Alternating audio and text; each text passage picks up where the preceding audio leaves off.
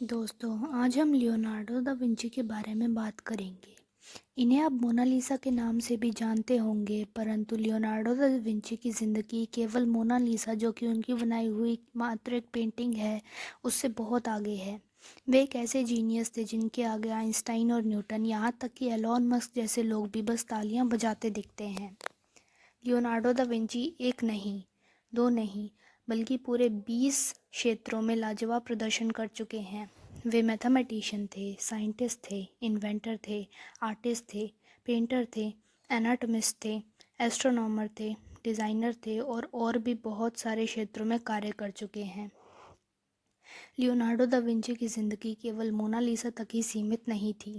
वे 15 अप्रैल 1452 को इटली के विंसी गांव में पैदा हुए थे। उनके माँ-बाप ने उन्हें छोड़ दिया और उनका बचपन मुश्किलों से भरा रहा, क्योंकि वे एक नाजायज़ औलाद थे। उन्हें बचपन से ही चीज़ों को ध्यान से ऑब्ज़र्व करना पसंद था और हर चीज़ को वे आर्टिस्टिक और ज्योमेट्रिकल फॉर्म में देखकर ऑब्ज़र्व करते थे। वे अपने समय से बहुत आगे और सोचते थे और कमाल के डिज़ाइंस बनाते थे।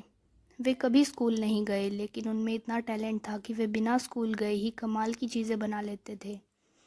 लियोनार्डो दा विंची जितने महान व जीनियस थे, उनका जीवन उतना ही कठिन रहा।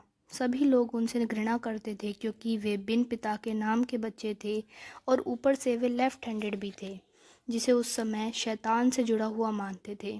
जबकि लियोनार्डो दा विंची इतने महान थे कि वे दोनों हाथों से लिख सकते थे और एक हाथ से लिखते लिखते दूसरे से ड्रॉ कर सकते थे। जी हाँ दोस्तों, वे एम्बीडेक्स्ट्रस थे।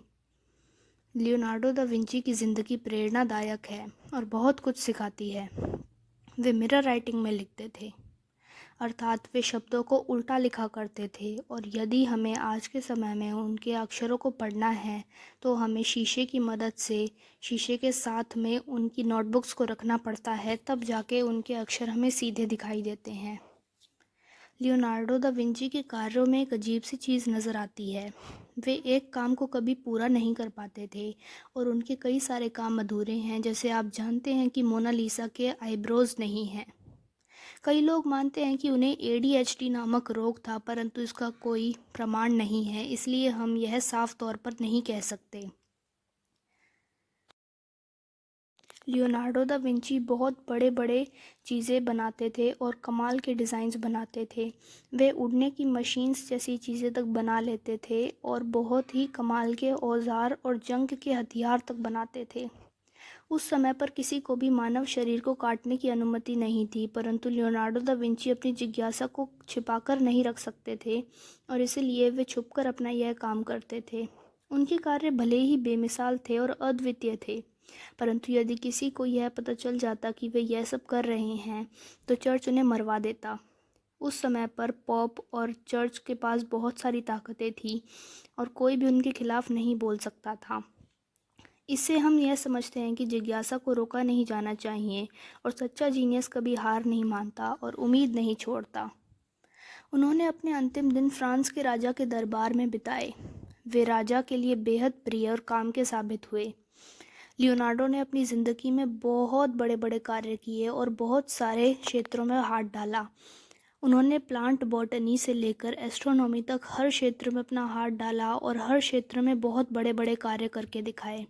लियोनार्डो दा विंची का जीवन बहुत ही मुश्किल रहा और अंत में उनका देहांत हो गया 2 मई 1519 में।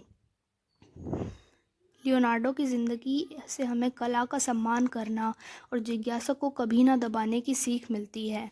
वे बेहद ही महान वैज्ञानिक थे और यह भी माना जाता है कि ऐसा वैज्ञानिक 10,000 साल में एक ही बार धरती पर उतरता है। उनका जीवन जितना महान रहा था, उतना ही उन्होंने कष्ट झेले। वे अंत में यह सोचते सोचते मर गए कि उन्होंने कभी किसी कार्य को पूरा नहीं किया और उन्हें अपने ऊपर बहुत ग्लानि हुई।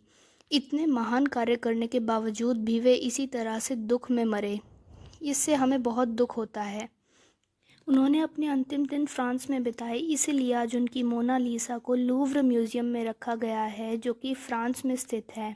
लियोनार्डो दा विंची की ज़िंदगी बहुत प्रेरणादायक है और यदि आपको इसी तरह के साइंटिफिक फैक्ट्स के बारे में जानना है तो हमारे चैनल को लाइक, शेयर और सब्सक्राइब करें और कमेंट करना कभी ना भूलें।